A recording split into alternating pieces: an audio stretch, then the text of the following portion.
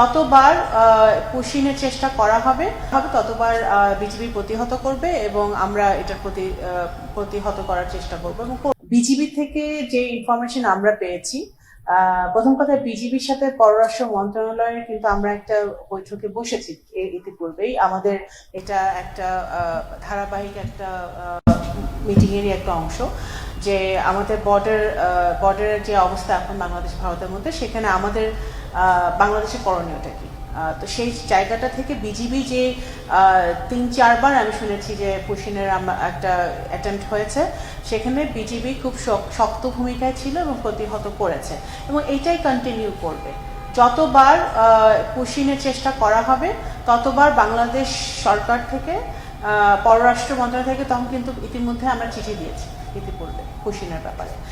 যতবার তারা এটা চেষ্টা করা হবে ততবার বিজিবি প্রতিহত করবে এবং আমরা এটার প্রতিহত করার চেষ্টা করবো এবং করব। দেখুন, ওনাদের এই পশ্চিমবঙ্গের নির্বাচনের পরে, নতুন সরকার আসার পরে যতবার ভারতের সাথে আমাদের কথা হয়েছে, তারা ইতিবাচক কথা বলেছে যে তারা পুশিন তারা করবে না এবং অন্যান্য যেসব জটিলতা তাদের সাথে আমাদের হচ্ছে ভিসা সহ অন্যান্য ব্যাপারে তারা ইতিবাচক সাড়া দিয়েছে। তো আমরা পররাষ্ট্র মন্ত্রণালয় থেকে এবং সরকারের পক্ষ থেকে আমরা আশা করব যে ভারত সরকার এই ব্যাপারে তারা মানে পজিটিভ ভূমিকা রাখবে এবং যেই প্যারাডাইম শিফটের কথা আমরা শুনছি যে তারা তাদের ফরেন পলিসি বাংলাদেশের ব্যাপারে কিরকম হবে, সেটা তারা সিদ্ধান্ত নেবে। সেই সিদ্ধান্তটা যেন ইতিবাচক হয় সেটা আমরা আশা করব। এবং যদি সেটা ইতিবাচক না হয়, সেটা তো অবশ্যই আমরা তাদের সাথে পলিটিক্যাল পর্যায়ে, ডিপ্লোম্যাটিক পর্যায়ে আমরা কথা বলে সেটা সমাধান করার চেষ্টা করব। কিন্তু কোনোভাবে এটা আমরা মেনে নিব না যে পুশিন করবে, এবং এটা তো সবসময় তাদের করা উচিত ছিল।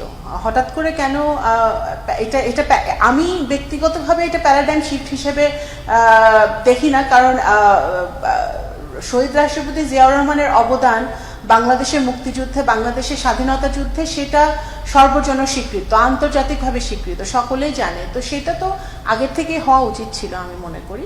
তো ওনারা যেই স্টেটমেন্টটা দিয়েছেন সেটা অবশ্যই আমরা সাধুবাদ জানাই, we welcome it whole heartedly. But at the same time আরও যে পারিপার্শ্বিক যে সমস্যাগুলো ক্রিয়েট হচ্ছে ওনাদের নতুন সরকার আসার কারণে পশ্চিমবঙ্গে, সেটা ওনারা আরও সিরিয়াসলি দেখবেন এবং সেটা ফরেন পলিসি, ডিপ্লোমেসি, দ্বিপাক্ষিক সম্পর্কের একটা গুরুত্বপূর্ণ অংশ। তো এখানে আমাদের আগামী সপ্তাহে বিজিবি বিএসএফ এর বৈঠক হওয়ার কথা আছে। আমরা আশা করি এই বিষয়গুলো ওখানে আলোচিত হবে। দিল্লিতে এখানে বৈঠক হওয়ার কথা আছে অফিসিয়ালি, সেটা আলোচিত হবে এবং সেটা একটা সমাধানের দিকে যাবে। এবং BGB representing Bangladesh government in that meeting. So আমরা আশা করি যে বিজিবি খুবই শক্ত অবস্থানে থাকবে, ওনাদের কথাগুলো বাংলাদেশের সরকারের অবস্থান ওনারা তুলে ধরবেন এবং এটা একটি সমাধানের দিকে যাবে এবং বর্ডারে আমাদের শান্তিপূর্ণ অবস্থা বিরাজ করবে। সেটা আমরা না, আমাদের কাছে কোনো তালিকা এই মুহূর্তে আমার জানা নেই।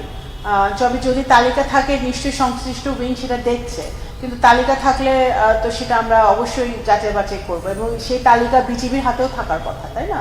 যেহেতু ওনারা বর্ডারের রক্ষণাবেক্ষণের দায়িত্বে আছেন, তো সুতরাং সেই তালিকা যদি থেকে থাকে তাহলে তালিকা ওনারা যাচাই বাছাই করবেন।